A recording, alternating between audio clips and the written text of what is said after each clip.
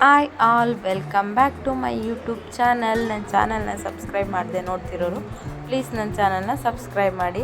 ನಾನಿವತ್ತು ಚಿತ್ರಾನ್ನ ಹೇಗೆ ಮಾಡೋದು ಅಂತ ತೋರಿಸ್ತಿದ್ದೀನಿ. ಈಗ ಮೊದಲಿಗೆ ನಾನಿಲ್ಲಿ ಕಡಲೆ ಬೀಜ, ಸ್ವಲ್ಪ ಅರಿಶಿನ ಪುಡಿ, ಜೀರಿಗೆ, ಸಾಸಿವೆ, ಉಪ್ಪು ಮತ್ತು ಎಣ್ಣೆನ ತೊಗೊಂಡಿದ್ದೀನಿ.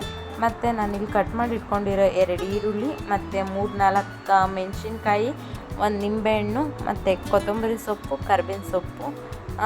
ಚಿತ್ರಾನ್ನ ತುಂಬ ರೀತಿ ಚಿತ್ರಾನ್ನ ಮಾಡ್ಬೋದು. ಅದರಲ್ಲಿ ನಿಂಬೆಹಣ್ಣಿನ ಚಿತ್ರಾನ್ನ ಒಂದು. ಆ ನಿಂಬೆಹಣ್ಣಿನ ಚಿತ್ರಾನ್ನ ಯಾವ ರೀತಿ ಮಾಡೋದು ಅಂತ ನಾನು ಈ ವಿಡಿಯೋದಲ್ಲಿ ಇವತ್ತು ಮಾಡ್ತಿದ್ದೀನಿ. ಈ ವಿಡಿಯೋ ನಿಮಗೆ ಯಾರಿಗಾದರೂ ಇಷ್ಟ ಆದರೆ ಪ್ಲೀಸ್ ಒಂದು ಸಬ್ಸ್ಕ್ರೈಬ್ ಮಾಡಿ, ಒಂದು ಲೈಕ್ ಮಾಡಿ. ಬನ್ನಿ ಚಿತ್ರಾನ್ನ ಯಾವ ರೀತಿ ಮಾಡೋದು ಅಂತ ನೋಡೋಣ. ಮೊದಲಿಗೆ ನಾನಿಲ್ಲಿ ಒಂದು ಬಾಣಲಿಗೆ ಸ್ವಲ್ಪ ಎಣ್ಣೆ ಬಿಟ್ಟು ಮತ್ತು ಸ್ವಲ್ಪ ಸಾಸಿವೆ, ಸ್ವಲ್ಪ ಜೀರಿಗೆನ ಹಾಕಿ, ಸಾಸಿವೆ ಸಿಡಿದ ನಂತರ ಕಡಲೆ ಬೀಜ ಹಾಕಿ ನೀಟಾಗಿ ಫ್ರೈ ಮಾಡ್ಕೊಂಡಿದ್ದೀನಿ. ಮತ್ತು ನಾನಿಲ್ಲಿ ಹೆಚ್ಚಿಟ್ಕೊಂಡಿರೋ ಮೆಣಸಿನ್ಕಾಯಿ ಮತ್ತು ಕರಿಬೇವಿನ ಸೊಪ್ಪನ್ನ ಹಾಕಿ ಫ್ರೈ ಮಾಡ್ಕೊತಿದ್ದೀನಿ. ಇದೆರಡು ಫ್ರೈ ಆದ ನಂತರ ಹೆಚ್ಚಿಟ್ಕೊಂಡಿರೋ ಈರುಳ್ಳಿನ ಹಾಕಿ ಒಂದು ಸ್ವಲ್ಪ ಚೆನ್ನಾಗಿ ಫ್ರೈ ಮಾಡ್ಕೋಬೇಕು.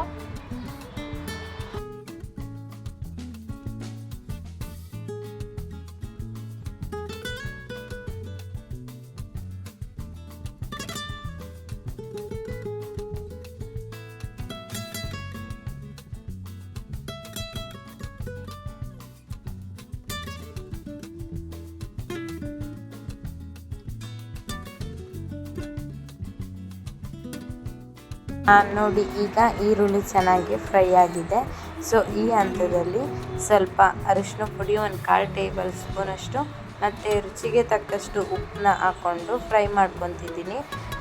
ಈರುಳ್ಳಿಗೆ ಈ ಟೈಮಲ್ಲೇ ಉಪ್ಪನ್ನ ಹಾಕಿದ್ರೆ ಚೆನ್ನಾಗಿ ಉಪ್ಪೆಲ್ಲ ಈರುಳ್ಳಿ ಮತ್ತು ಒಂಥರ ಫ್ರೈ ಮಾಡಿರ್ತೀವಲ್ಲ ಅದಕ್ಕೆಲ್ಲ ಚೆನ್ನಾಗಿ ಹೀರ್ಕೊಳ್ಳುತ್ತೆ.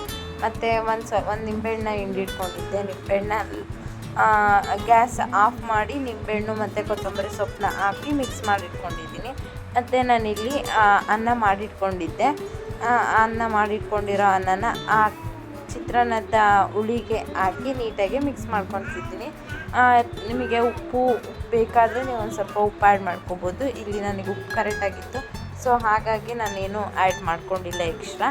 ಈ ವಿಡಿಯೋ ನಿಮಗೆ ಇಷ್ಟ ಆಗಿದ್ದರೆ ಪ್ಲೀಸ್ ಒಂದು ಲೈಕ್ ಮಾಡಿ, ಶೇರ್ ಮಾಡಿ, ಸಬ್ಸ್ಕ್ರೈಬ್ ಮಾಡಿ.